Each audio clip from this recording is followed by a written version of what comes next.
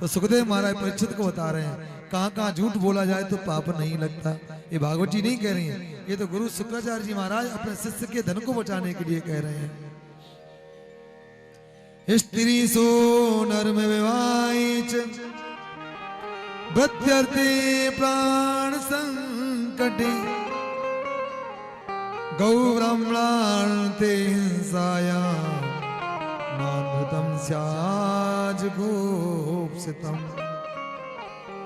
स्त्री सु नर्म विवाहिच है, जहां पर किसी बालिका का विवाह हो रहा हो और वो भैया तुम्हारा मित्र है, वो तुम्हारा कोई दोस्त है और जिसके यहाँ पड़ोसी की कन्या जा रही है, तो आप वो कन्या के भविष्य के लिए झूठ बोल देते हैं। भले ही कन्या सालग्राम भगवान की तरह काली हो और आप लोग कह देते हैं कि कन्या बगुले की तरह गोरी है, सांप है, तो झूठ बोलने से पाप नहीं लगता। झूठ बोलने से पाप नहीं लगता। स्त्रीसु नर्म विवाहिच, यानी किसी माता का अपमान हो रहा हो, किसी स्त्री माँ का अपमान हो रहा हो, ये तो उसका अपमान हो रहा है, ये तो उसकी रक्षा के लिए, उसकी सेवा रक्षा के लिए ये तुम कहीं झूठ बोलकर सच में रक्षा करते हैं तो पाप नहीं लगता। और बताया विद्यार्थी प्राण संकटे, अपनी संपत्ति को बचाने के लिए। जैसे कि आप सभी कहीं जा रहे हैं, रास्ते में कहीं यात्रा में जा रहे हैं और कहीं आपको कोई साधन नहीं मिला और आपके पास मोटे मोटे जेवर हैं और खूब पैसा है जेब में, पॉकेट पर्स भी पैसों से भरा है, खूब अच्छे अच्छे जेवर भी हैं और रास्ते में पैदल पैदल कहीं जा रहे हैं और वहां पर कहीं चोर डकैत मिल जाए तो क्या हरिश्चंद्र बनने की जरूरत है? ये तो आप कहते हैं नहीं नहीं साहब मेरे पास में 5 तोले का मंगलसूत्र भी है, 12 तोले की चूड़ी भी है और 14 तोले का सीता रानी का हार भी है, बहुत सारी जेवर कहाँ रखे, सब परस में रखे।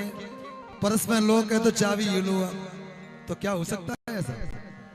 यानी हम ऐसा नहीं कर सकते, क्योंकि भागवत जी कहती हैं प्रत्यर्थे प्राण संकटे, यानी अपनी संपत्ति को बचाने के लिए कहीं प्राण संकट में पड़ जाते हैं और तुम कहीं झूठ बोल देते हैं तो पाप नहीं लगता।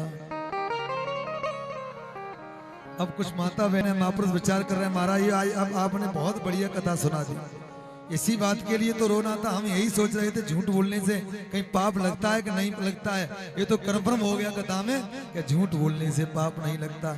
ये सारी बातें ऐसी नहीं है कि आप समझे झूठ बोलने से पाप नहीं लगता, ये तो गुरु और शिष्य की कथा चल रही है, ये भागवत जी में नहीं लिखा है। झूठ बोलने से तो पाप ही लगता है, झूठ बोलने से पाप ही लगता है, लेकिन कदापि गौ ब्राह्मणार्थे हिंसायाम, यानी जहाँ कहीं गौ की हत्या हो रही है, ब्राह्मण की हत्या हो रही है और कोई कसाई निकल के जा रहा है तो वहां पर उनकी प्राणों की रक्षा के लिए इनके झूठ बोल देते हैं तो पाप नहीं लगता। वैसे ही 100 में 99 झूठ बोले और आज और बता दी जाए तो 100 की 100 पूरी झूठ हो जाए। इसीलिए स्थिति और समय बताया है कि इन स्थानों पर झूठ बोलने से पाप नहीं लगता।